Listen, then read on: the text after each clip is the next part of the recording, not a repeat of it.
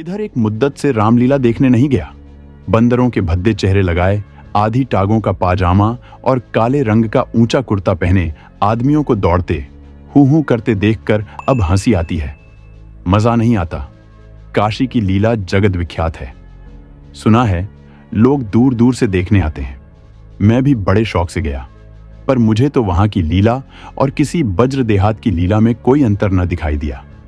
हां, रामनगर की लीला में कुछ साज सामान अच्छे हैं। राक्षसों और बंदरों के चेहरे पीतल के हैं, गदाएं भी पीतल की हैं। कदाचित नवासी भ्राताओं के मुकुट सच्चे काम के हों, लेकिन साज सामान के सिवा वहां भी वही हूहू के सिवा और कुछ नहीं। फिर भी लाखों आदमियों की भीड़ लगी रहती। लेकिन एक जमाना वह था जब मुझे भी रामलीला में आनंद आता था। आनंद तो बहुत हल्का सा शब्द है, वह आनंद उन्माद से कम न था। संयोगवश उन दिनों मेरे घर से बहुत थोड़ी दूर पर रामलीला का मैदान था, और जिस घर में लीला पात्रों का रूप रंग भरा जाता था वह तो मेरे घर से बिल्कुल मिला हुआ था। 2 बजे दिन से पात्रों की सजावट होने लगती थी। मैं दोपहर ही से वहां जा बैठता और जिस उत्साह से दौड़ दौड़ कर छोटे मोटे काम करता, उस उत्साह से तो आज अपनी पेंशन लेने भी नहीं जाता।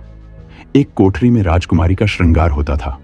उनकी देह में रामरज पीसकर पोती जाती, मुंह पर पाउडर लगाया जाता और पाउडर के ऊपर लाल, हरे, नीले रंग की बुदकियां लगाई जाती थीं। सारा माथा, भौहें, गाल ठोड़ी बुदकियों से रच उठती थीं। एक ही आदमी इस काम में कुशल था। वही बारी बारी से तीनों पात्रों का श्रृंगार करता था। रंग की प्यालियों में पानी लाना, रामरज पीसना, पंखा झलना मेरा काम था। जब इन तैयारियों के बाद विमान निकलता तो उस पर रामचंद्र जी के पीछे बैठकर मुझे जो उल्लास, जो गर्व, जो रोमांच होता था, वह अब लाट साहब के दरबार में कुर्सी पर बैठकर भी नहीं होता। एक बार जब होम मेंबर साहब ने व्यवस्थापक सभा में मेरे लिए एक प्रस्ताव का अनुमोदन किया था, उस वक्त मुझे कुछ उसी तरह का उल्लास, गर्व और रोमांच हुआ था। हाँ, एक बार जब मेरा ज्येष्ठ पुत्र नायब तहसीलदारी में नामजद हुआ, तब भी ऐसी ही तरंगें मन में उठी थीं। पर इनमें और उस बाल विह्वलता में बड़ा अंतर है। तब ऐसा मालूम होता था कि मैं स्वर्ग में बैठा हूं। निषाद नौका लीला का दिन था। मैं 2-4 लड़कों के बहकाने में आकर गुल्ली डंडा खेलने लगा था। आज श्रृंगार देखने न गया। विमान भी निकला, पर मैंने खेलना न छोड़ा। मुझे अपना दांव लेना था। अपना दांव छोड़ने के लिए उससे कहीं बढ़कर आत्मत्याग की जरूरत थी, जितना मैं कर सकता था। अगर दांव देना होता तो मैं कब का भाग खड़ा होता, लेकिन पदाने में कुछ और ही बात होती है। खैर, दांव पूरा हुआ। अगर मैं चाहता तो धाधाली करके 10-5 मिनट और पदा सकता था, इसकी काफी गुंजाइश थी, लेकिन अब इसका मौका न था। मैं सीधे नाले की तरफ दौड़ा। विमान जलतट पर पहुंच चुका था। मैंने दूर से देखा, मल्लाह किश्ती लिए आ रहा है। दौड़ा, लेकिन आदमियों की भीड़ में दौड़ना कठिन था। आखिर जब मैं भीड़ हटाता, प्राणपण से आगे बढ़ता घाट पर पहुंचा तो निषाद अपनी नौका खोल चुका था। रामचंद्र पर मेरी कितनी श्रद्धा थी। अपने पाठ की चिंता न करके उन्हें पढ़ा दिया करता था, जिसमें वह फेल न हो जाए। मुझसे उम्र ज्यादा होने पर भी वह नीची कक्षा में पढ़ते थे, लेकिन वही रामचंद्र नौका पर बैठे इस तरह मुंह फेरे चले जाते थे मानो मुझसे जान पहचान ही नहीं। नकल में भी असल की कुछ न कुछ बू आ ही जाती है। भक्तों पर जिनकी निगाह सदा ही तीखी रही है, वह मुझे क्यों उबारते। मैं विकल होकर उस बछड़े की भांति कूदने लगा जिसकी गर्दन पर पहली बार जुआ रखा गया हो। कभी लपक कर नाले की ओर जाता, कभी किसी सहायक की खोज में पीछे की तरफ दौड़ता, पर सब के सब अपनी धुन में मस्त थे। मेरी चीख पुकार किसी के कानों तक न पहुंची। तब से बड़ी बड़ी विपत्तियां झेली, पर उस समय जितना दुख हुआ उतना फिर कभी न हुआ। मैंने निश्चय किया था कि अब रामचंद्र से न कभी बोलूंगा, न कभी खाने की कोई चीज ही दूंगा। लेकिन ज्यों ही नाले को पार करके वह पुल की ओर लौटे, मैं दौड़कर विमान पर चढ़ गया और ऐसा खुश हुआ मानो कोई बात ही न हुई थी। रामलीला समाप्त हो गई थी। राजगद्दी होने वाली थी, पर न जाने क्यों देर हो रही थी। शायद चंदा कम वसूल हुआ था। रामचंद्र की इन दिनों कोई बात भी न पूछता था। न घर ही जाने की छुट्टी मिलती थी, न भोजन का ही प्रबंध होता था। चौधरी साहब के यहां से एक सीधा कोई 3 बजे दिन को मिलता था। बाकी सारे दिन कोई पानी को नहीं पूछता। लेकिन मेरी श्रद्धा अभी तक ज्यों की त्यों थी। मेरी दृष्टि में अब भी रामचंद्र ही थे। घर पर मुझे खाने को कोई चीज मिलती, वह लेकर रामचंद्र को दे आता। उन्हें खिलाने में मुझे जितना आनंद मिलता था, उतना आप खा जाने में कभी न मिलता। कोई मिठाई या फल पाते ही मैं बेतहाशा चौपाल की ओर दौड़ता। अगर रामचंद्र वहां न मिलते तो उन्हें चारों ओर तलाश करता, और जब तक वह चीज उन्हें न खिला लेता मुझे चैन न आता था। खैर, राजगद्दी का दिन आया। रामलीला के मैदान में एक बड़ा सा शामियाना ताना गया। उसकी खूब सजावट की गई। वेश्याओं के दल भी आ पहुंचे। शाम को रामचंद्र की सवारी निकली और प्रत्येक द्वार पर उनकी आरती उतारी गई। श्रद्धानुसार किसी ने रुपये दिए, किसी ने पैसे। मेरे पिता पुलिस के आदमी थे, इसलिए उन्होंने बिना कुछ दिए ही आरती उतारी। उस वक्त मुझे जितनी लज्जा आई उसे बयान नहीं कर सकता। मेरे पास उस वक्त संयोग से 1 रुपया था। मेरे मामा जी दशहरे के पहले आए थे और मुझे 1 रुपया दे गए थे। उस रुपये को मैंने रख छोड़ा था। दशहरे के दिन भी उसे खर्च न कर सका। मैंने तुरंत वह रुपया लाकर आरती की थाली में डाल दिया। पिताजी मेरी ओर कुपित नेत्रों से देखकर रह गए। उन्होंने कुछ कहा तो नहीं, लेकिन मुंह ऐसा बना लिया जिससे प्रकट होता था कि मेरी इस धृष्टता से उनके रोब में बट्टा लग गया। रात के 10 बजते बजते यह परिक्रमा पूरी हुई। आरती की थाली रुपयों और पैसों से भरी हुई थी। ठीक तो नहीं कह सकता, मगर अब ऐसा अनुमान होता है कि 400-500 रुपयों से कम न थे। चौधरी साहब इनसे कुछ ज्यादा ही खर्च कर चुके थे। उन्हें इसकी बड़ी फिक्र हुई कि किसी तरह कम से कम 200 रुपये और वसूल हो जाए, और इसकी सबसे अच्छी तरकीब उन्हें यही मालूम हुई कि वेश्याओं द्वारा महफिल में वसूली हो। जब लोग आकर बैठ जाएं और महफिल का रंग जम जाए तो आबादी जान रसिक जनों की कलाइयां पकड़ पकड़ कर ऐसे हाव भाव दिखाएं कि लोग शर्माते शर्माते भी कुछ न कुछ दे ही मरें। आबादी जान और चौधरी साहब में सलाह होने लगी। मैं संयोग से उन दोनों प्राणियों की बातें सुन रहा था। चौधरी साहब ने समझा होगा ये लौंडा क्या मतलब समझेगा, पर यहां ईश्वर की दया से अक्ल के पुतले थे।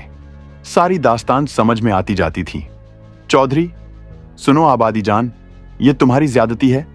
हमारा और तुम्हारा कोई पहला साबिका तो है नहीं।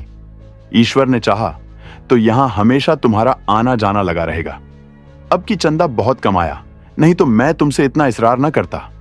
आबादी, आप मुझसे भी जमींदारी चालें चलते हैं क्यों, मगर यहां हुजूर की दाल न गलेगी। वाह, रुपये तो मैं वसूल करूं और मूछों पर ताव आप दें। कमाई का अच्छा ढंग निकाला है। इस कमाई से तो वाकई आप थोड़े दिनों में राजा हो जाएंगे। उसके सामने जमींदारी झक मारेगी। बस कल ही से एक चकला खोल दीजिए, खुदा की कसम माला माल हो जाइएगा। चौधरी, तुम दिल्लगी करती हो और यहां काफिया तंग हो रहा है। आबादी, तो आप भी तो मुझी से उस्तादी करते हैं। यहां आप जैसे काइयों को रोज उंगलियों पर नचाती हूं। चौधरी, आखिर तुम्हारी मंशा क्या है। आबादी, जो कुछ वसूल करूं उसमें आधा मेरा आधा आपका। लाइए हाथ मारिए। चौधरी, यही सही। आबादी, अच्छा तो पहले मेरे 100 रुपये गिन दीजिए, पीछे से आप अलसेट करने लगेंगे। चौधरी, वाह, वह भी लोगी और यह भी।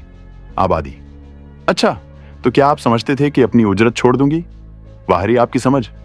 खूब, क्यों ना हो। दीवाना बकारे दरवेश होशियार। चौधरी, तो क्या तुमने दोहरी फीस लेने की ठानी है। आबादी, अगर आपको 100 दफे गरज हो तो, वरना मेरे 100 रुपये तो कहीं गए ही नहीं। मुझे क्या कुत्तों ने काटा है जो लोगों की जेब में हाथ डालती फिरूं। चौधरी की एक न चली। आबादी के सामने दबना पड़ा। नाच शुरू हुआ। आबादी जान बला की शोख औरत थी। एक तो कमसिन, उस पर हसीन, और उसकी अदाएं तो इस गजब की थीं कि मेरी तबीयत भी मस्त हुई जाती थी। आदमियों के पहचानने का गुण भी उसमें कुछ कम न था। जिसके सामने बैठ गई उससे कुछ न कुछ ले ही लिया। 5 रुपए से कम तो शायद ही किसी ने दिए हों। पिताजी के सामने भी वह बैठी। मैं मारे शर्म के गड़ गया। जब उसने उनकी कलाई पकड़ी तब तो मैं सहम उठा। मुझे यकीन था कि पिताजी उसका हाथ झटक देंगे और शायद दुत्कार भी दें, किंतु यह क्या हो रहा है। ईश्वर, मेरी आंखें धोखा तो नहीं खा रही हैं। पिताजी मूंछों में हंस रहे हैं। ऐसी मृदु हंसी उनके चेहरे पर मैंने कभी नहीं देखी थी। उनकी आंखों से अनुराग टपका पड़ता था। उनका एक एक रोम पुलकित हो रहा था। मगर ईश्वर ने मेरी लाज रख ली। वह देखो, उन्होंने धीरे से आबादी के कोमल हाथों से अपनी कलाई छुड़ा ली।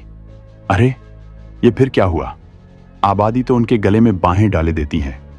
अब पिताजी उसे जरूर पीटेंगे। चुड़ैल को जरा भी शर्म नहीं। एक महाशय ने मुस्कुराकर कहा, यहां तुम्हारी दाल न गलेगी, आबादी जान, और दरवाजा देखो।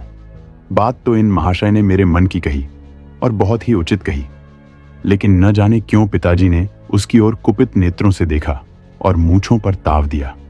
मुंह से तो वह कुछ न बोले, पर उनके मुख की आकृति चिल्लाकर सरोष शब्दों में कह रही थी, तू बनिया मुझे समझता क्या है? यहां ऐसे अवसर पर जान तक निसार करने को तैयार हैं। रुपए की हकीकत ही क्या, तेरा जी चाहे आजमा ले। तुझसे दूनी रकम न दे डालूं तो मुंह न दिखाओ।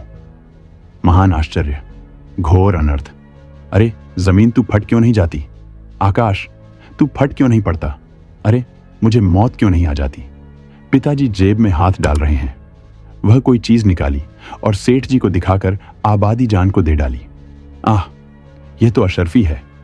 चारों ओर तालियां बजने लगी। सेठ जी उल्लू बन गए या पिताजी ने मुंह की खाई, इसका निश्चय मैं नहीं कर सकता। मैंने केवल इतना देखा कि पिताजी ने एक अशर्फी निकालकर आबादी जान को दी। उनकी आंखों में इस समय इतना गर्वयुक्त उल्लास था मानो उन्होंने हातिम की कब्र पर लात मारी हो। यही पिताजी हैं जिन्होंने मुझे आरती में 1 रुपया डालते देखकर मेरी ओर इस तरह से देखा था मानो मुझे फाड़ ही खाएंगे। मेरे उस परमोचित व्यवहार से उनके रोब में फर्क आता था और इस समय इस घृणित, कुत्सित और निंदित व्यापार पर गर्व और आनंद से फूले न समाते थे। आबादी जान ने एक मनोहर मुस्कान के साथ पिताजी को सलाम किया और आगे बढ़ी, मगर मुझसे वहां न बैठा गया। मारे शर्म के मेरा मस्तक झुका जाता था। अगर मेरी आंखों देखी बात न होती तो मुझे इस पर कभी एतबार न होता। मैं बाहर जो कुछ देखता सुनता था उसकी रिपोर्ट अम्मा से जरूर करता था, पर इस मामले को मैंने उनसे छिपा रखा। मैं जानता था उन्हें यह बात सुनकर बड़ा दुख होगा। रात भर गाना होता रहा। तबले की धमक मेरे कानों में आ रही थी। जी चाहता था चलकर देखूं, पर साहस न होता था। मैं किसी को मुंह कैसे दिखाऊंगा? कहीं किसी ने पिताजी का जिक्र छेड़ दिया तो मैं क्या करूंगा? प्रातः काल रामचंद्र की विदाई होने वाली थी। मैं चारपाई से उठते ही आंखें मलता हुआ चौपाल की ओर भागा। डर रहा था कि कहीं रामचंद्र चले न गए हों। पहुंचा तो देखा तवायफों की सवारियां जाने को तैयार हैं। 20 आदमी हसरतनाक मुंह बनाए उन्हें घेरे खड़े हैं। मैंने उनकी ओर आंख तक न उठाई, सीधा रामचंद्र के पास पहुंचा। लक्ष्मण और सीता बैठे रो रहे थे और रामचंद्र खड़े कांधों पर लुटिया डोर डाले उन्हें समझा रहे थे। मेरे सिवा वहां और कोई न था। मैंने कुंठित स्वर से रामचंद्र से पूछा, क्या तुम्हारी विदाई हो गई? रामचंद्र, हां हो तो गई। हमारी विदाई ही क्या, चौधरी साहब ने कह दिया, जाओ चले जाते हैं। क्या रुपया और कपड़े नहीं मिले? अभी नहीं मिले।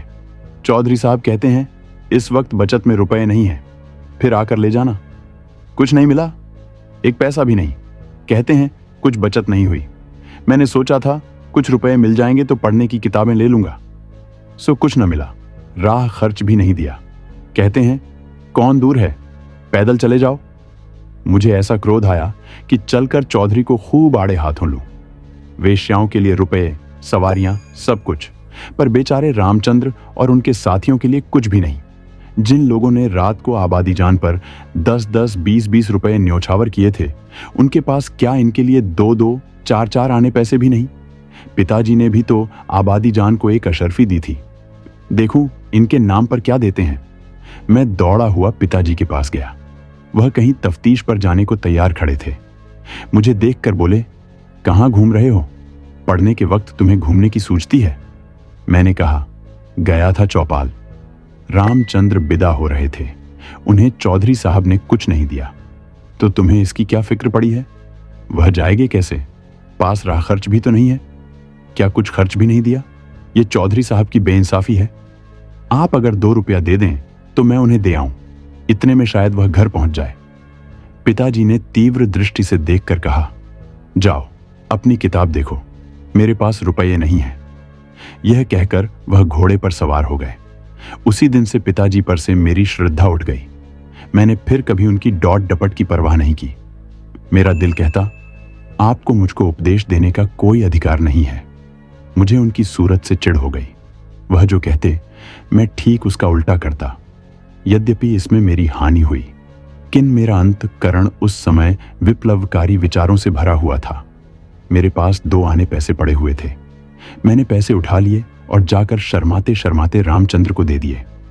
उन पैसों को देखकर रामचंद्र को जितना हर्ष हुआ, वह मेरे लिए आशातीत था। टूट पड़े, मानो प्यासे को पानी मिल गया। यही 2 आने पैसे लेकर तीनों मूर्तियां विदा हुईं। केवल मैं ही उनके साथ कस्बे के बाहर तक पहुंचाने आया। उन्हें विदा करके लौटा तो मेरी आंखें सजल थीं, पर हृदय आनंद से उमड़ा हुआ था। दोस्तों, मुंशी प्रेमचंद द्वारा लिखी कालजयी कहानी रामलीला यहीं समाप्त होती है। अगर आपको ये कहानी पसंद आया हो तो इसे लाइक करें, अपने दोस्तों के साथ शेयर करें और हमारे चैनल हिंदी वाली स्टोरी को सब्सक्राइब करना न भूलें। और आपको यह कहानी कैसी लगी कमेंट में हमें ज़रूर बताएं। फिर मिलते हैं ऐसे ही एक और दिलचस्प कहानी के साथ। तब तक के लिए धन्यवाद।